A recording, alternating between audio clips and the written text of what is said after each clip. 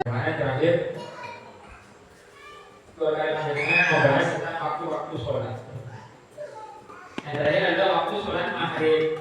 Waktu sholat maghrib dari terbenamnya matahari. Nah, waktu maghrib ini adalah waktu yang paling singkat. Waktu maghrib adalah waktu yang paling singkat. Waktu maghrib adalah waktu yang paling singkat. Sekiranya waktu maghrib ini kata para ulama, kalau keluarga panjenengan ini siap-siap, ya, siap-siap bersih, ya, bersih-bersih diri, ya. Langsung kemudian misalnya kalau aja dan langsung wudhu, ya, langsung apa itu sholat, seukuran sholat 3 rakaat, gitu. Dan itu apa itu sholat 2 rakaat, dikir sampai ini 1 Jadi sholat maghrib itu adalah sholat yang paling sebentar.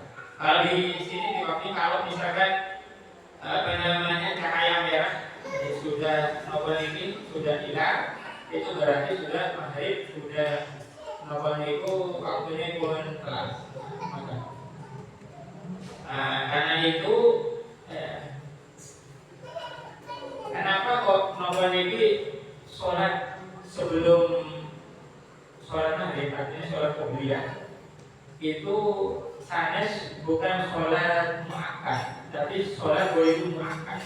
Artinya sholat yang bukan ditekankan. Jadi sholat qobliyah maghrib itu adalah sholat sunnah, tapi bukan ditekankan. Kenapa? Karena waktu maghrib itu cuma sebentar. Artinya kalau misalkan walaupun bukan sholat nggak apa-apa, langsung sholat maghrib dan cepat-cepat, artinya dia waktu sholat maghribnya itu mengikuti.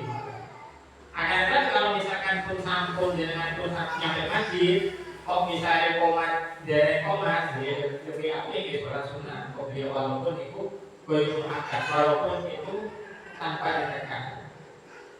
Kenapa? Karena waktu maghrib itu cuma sebentar. Jadi kalau misalkan para ulama itu menggambarkan kalau kita itu habis bersuci, wudhu dan sama ini pun kemudian sholat 3 rakaat, kemudian ditambah sholat ba'diyah 2 rakaat, zikir saja kami, maka apa? Maka itu sudah rampung. Akan tetapi kalau sekarang ya waktu maghrib apa namanya lebih agak panjang. Karena itu gimana kalau dengan saat jadi sholat maghrib pasti sholat qobliyah, padahal itu dengan kasih siap-siap, berarti sholat maghrib. Nah, di waktu sholat maghrib, ya ini karena waktu maghrib itu cuma sebentar, ya, karena itu yang pertama itu waktu fadilah. Waktu fadilah itu waktu awal, waktu awal.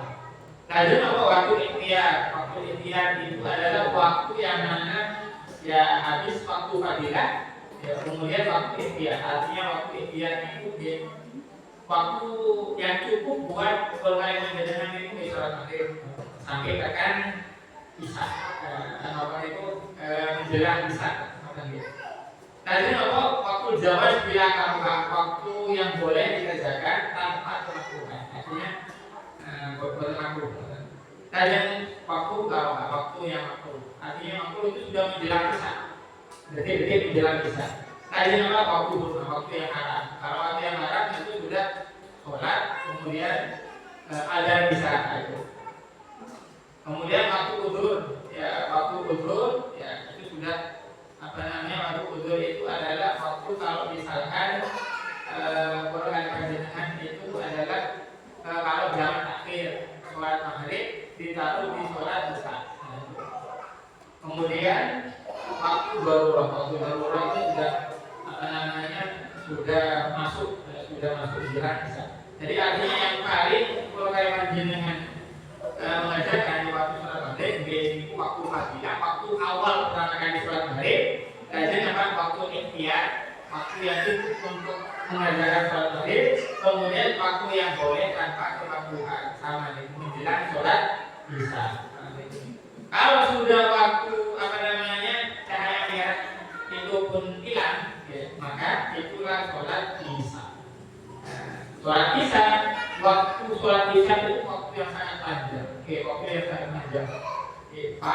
panjang di antara waktu-waktu yang lain sholat isya. Yang pertama adalah waktu panggilan, waktu yang paling pertama di awal waktu. Nah, jadi waktu ikhtiar itu sampai kapan? Sampai sepertiga yang pertama.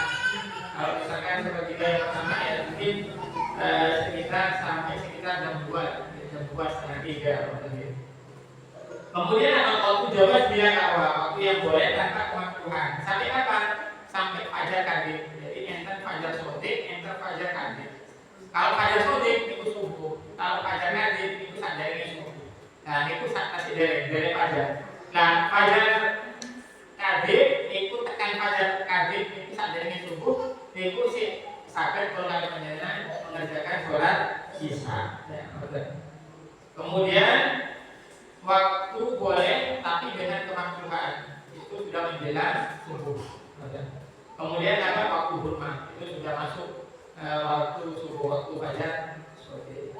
Nah, Kanjeng Nabi Muhammad SAW itu kadang mengakhirkan sholat isya. Jadi Kanjeng Nabi itu dalam satu riwayat Kanjeng Nabi itu kadang Nabi itu kalau misalkan nunggu sholat jamaah, para sahabat itu dari ngumpul dari sholat, belum sholat. Jadi nunggu ngumpulnya para sahabat, baru setelah itu baru Nabi sholat. Kenapa? Sahabat itu kadang bermakna itu kasih keperluan sama ini pas awal isya, itu sebagian para sahabat itu buat buru-buru ke masjid, masih menyelesaikan urusan di keluarganya. Karena itu Kanjeng Nabi Muhammad SAW itu kadang nunggu para sahabatnya. Karena itu kadang Nabi SAW itu kalau sholat isya itu kadang akhir, artinya nggak awal waktu, tapi kadang awal waktu, kadang mengakhirkan. Jadi tergantung daripada para sahabat. Kalau para sahabat itu sudah kumpul lebih dulu, berarti Kanjeng Nabi Muhammad SAW itu sholat isya awal waktu. Tapi kalau misalkan para sahabat itu kasih dari kumpul, nah itu Nabi mengakhirkan sholat isya. Tapi walaupun akhir sholat isya itu diakhirkan, kadang dianggap remeh. Kalau misalkan keluarga panjenengan itu buat sholat awal waktu, biasa sholat awal waktu, kok buat sholat awal waktu, biasanya itu bersupendi bener. Pas mungkin jenengan baru mau misalkan, buat sholat isya, biasanya sholat awal isya, tapi lagi pas ini kok buat sholat isya. Nah, bapak mungkin akhirnya waktu suka sholat isya. Biasanya waktu. Kenapa? Karena waktu sholat isya itu luas. Karena nonton TV, nonton TV akhirnya kurang. Nah, itu sholat isya kenapa? Karena lama waktunya. Karena itu lebih baik diawalkan untuk memandang bahwa takut golongan panjenengan itu khawatir, golongan panjenengan itu bablas. Tapi kalau misalkan golongan yang sholat isya sholat isya dulu, maka dapat urusan setelahnya kan sudah gampang. Dengan turun, nonton TV misalnya. Nah, dia pun bertahun-tahun akan lebih banyak sampai sholat isya awal waktu kan lebih banyak. Nah, tapi kalau misalkan dari sholat isya itu kasih beban. Jadi itu adalah sampai pada sodik itu. Pada sodik, nah itu sholat subuh. Nah, sholat subuh itu sampai kapan? Sampai terbitnya matahari. Jadi kadang Kanjeng Nabi itu kalau sholat subuh itu sami buat awal waktu. Jadi Kanjeng Nabi itu kasih dzikir rumi, kasih ngendani para sahabat. Buat awal waktu. Jadi kadang awal waktu. Nah, jadi Kanjeng Nabi itu tergantung para sahabat itu. Tapi buat sampai kadang Nabi agak terang itu sholat subuh. Tapi akhir daripada sholat subuh itu nomor terbitnya. Saat dari terbit, itu pun telah waktu daripada subuh. Para hadirin yang dirahmati Allah Subhanahu wa Ta'ala. Sholat ini kan sholat ini kan perbuatan mulia. Akan tetapi terkadang kalau kalian panjenengan mau sholat rukun haram. Loh, kok satu haram? Kalau misalkan kalau kalian panjenengan itu sholat ada di 5 waktu. Jadi kalau misalkan kalau kalian panjenengan sholat di 5 waktu ini, maka sholat itu kalau kalian panjenengan itu sholat yang haram. Artinya boten asal sholat 5 waktu ini. Kapan? Nah, ini yang pertama, pas waktu terbitnya matahari. Jadi artinya pas awal matahari terbit, kok kalau kalian panjenengan itu sholat, ya, yes. Maka maka itu sholat yang diharamkan.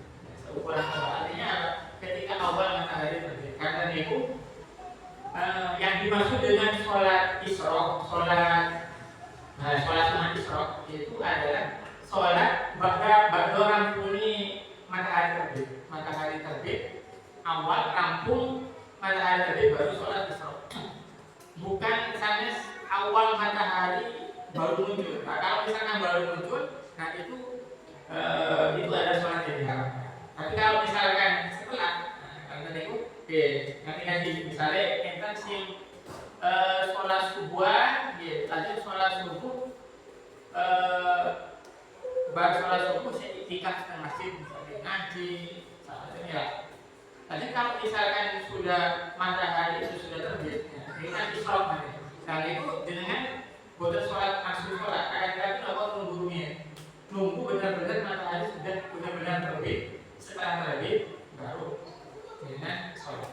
Kalau misalnya di awal waktu isyraq itu adalah yang diharapkan, waktu yang diharapkan. Saat ini waktu isyraq ini jam kita. Kira-kira jam berapa ini? Isyraq itu kan? Habis matahari terbit. Ada nih kan? Enggak ada. Ini jam digital ada? Enggak ada. Jam itu setelah subuh gitu. 90 menit. Isyraq waktu itu dia ya. 20 menit. Gimana? Terbit terus 20 menit baru. 20 menit baru 20 menit. Oke. Ya, kalau ini 15 sampai 20. Jadi awal itu 15. Jadi kalau misalkan matahari terbit, nah itu sekitar 15 sampai 20. Baru setelah itu isyraq. Nah itu dinamanya itu sholat sunat isyraq. Jadi kalau misalkan belum 15 sampai 20 menit setelah matahari terbit itu, berarti itu posisi masih matahari sedang terbit. Nah itu berarti masih waktu yang haram untuk sholat. Pada jam mungkin. Jam setengah bukan. Ya. Sekitar jam setengah 6 berarti kalau misalkan isyraq 15 sampai 20 ya berarti jam 6 kurang 10. Berarti sekitar jam 6 kurang 10. Nah, itu yang kalau itu sagete sholat. Misalkan di sholat isyraq itu. Jadi paling amannya itu jam 6 lah. Jam 6 kurang 10 lah itu. 15 sampai 20. Kalau misalkan tadi jam setengah 6, apa itu terbitnya matahari ya berarti 15 menit setelah itu atau 20 menit pada itu. Jadi jam 6 kurang 10 kira-kira seperti itu. Kalau misalkan kalau kalian dengan sholat pas matahari maka itu termasuk daripada waktu yang dilakukan. Jadi si paling aman yaitu nunggu 20 menit, waktu 20 menit setelah matahari terbit. Kemudian setelah itu waktu istiwa zuhur, waktu zuhur. Jadi waktu zuhur pas waktu istiwa, pas matahari di tengah, pas matahari di tengah. Jadi itu sebelum zuhur nih. Sebelum waktu zuhur, pas matahari ada di tengah itu namanya waktu istiwa. Nah, waktu istiwa itu juga haram. Kalau misalkan masjid-masjid kuno itu menandai waktu istiwa zuhur itu kayak beduk gitu. Sadarnya apa itu? Sadarnya ada biasanya masjid yang ada beduknya masjid Mataram ini, masjid Mataram. Sebelum ada itu dipukuli beduk. Nah itu adalah waktu istiwa, waktu matahari pas ada di tengah itu haram untuk sholat. Baru setelah waktu istiwa itu baru setelah itu waktu zuhur. Jadi ketika kita di waktu istiwa itu kalau misalkan sholat maka haram. Kecuali itu pengecualian, pengecualian.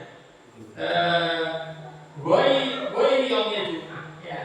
Jadi selain hari Jumat. Jadi kalau misalkan di Jumat, bapak-bapak Jumatan kan itu sholat sunnah walaupun di waktu istiwa sadari ada dulu nanti baru dibuai dan Jumat ketika pas mau Jumat dan itu.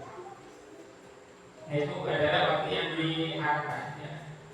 Nah, kemudian setelah itu apa? Wahid dan istirar antara nabuah. Jadi ketika waktu menguning sebelum maghrib, sebelum nabuah, sebelum terbenamnya matahari. Jadi ketika matahari ketika itu waktu kuning emasan, sampai terbenamnya matahari pada Selasa. Pada Selasa waktu pas matahari menguning, itu juga sampai terbenamnya matahari itu juga waktu yang haram untuk sholat. Dan yang nomor sekawan waktu setelah sholat subuh. Nah, karena itu kalau misalkan setelah sholat subuh itu nggak ada bolehkan sholat ba'da subuh. Nah, itu juga haram untuk sholat. Kemudian setelah sholat asar. Nanti kalau setelah sholat asar itu pada sholat asar bolehkan bagian asar, bagian subuh itu boleh. Kenapa? Itu adalah waktu yang diharamkan. Walaupun misalnya yang sing itu saking semangatnya yang satu sholat bagian subuh bilang tak sholat bagian subuh haram. Dia asal haram. Nah, ini adalah waktu-waktu yang diharamkan untuk sholat. Mohon maaf, ada pertanyaan? Jadi waktu-waktu yang diharamkan itu kan saya bukan sebagai saya sholat mutlak, sholat tasbih, sholat hajat itu saya bukan sebagai, tapi yang sebagai kayak ada masjid kita syukur wudu. Jadi itu yang timbulan asal yang nggak boleh itu adalah sholat yang nggak ada sebabnya. Maksudnya ada sebabnya itu. Kalau misalkan ada sebabnya itu nggak apa-apa. Misalnya dengan berangkat masjid, itu kan sunat ayat di masjid. Kalau misalkan orang kok melebut masjid kok baca sholat subuh misalnya, tapi pun mau sholat ayat di masjid, nah itu boleh lama-lama. Boleh beda. Kenapa? Karena sholatnya itu ada sebabnya. Sholat yang punya sebab itu sholatnya seperti ayat di masjid. Kalau misalkan sholat yang nggak punya sebab, cuma sholat mutlak aja, yang penting sholat sama aja sakliannya sholat yang punya sebab, maka itu haram. Atau misalkan sholat sunnah wudu dengan sholat wudu, nah itu termasuk daripada sholat yang punya sebab, maka itu hukumnya benar walaupun di waktu yang diharamkan.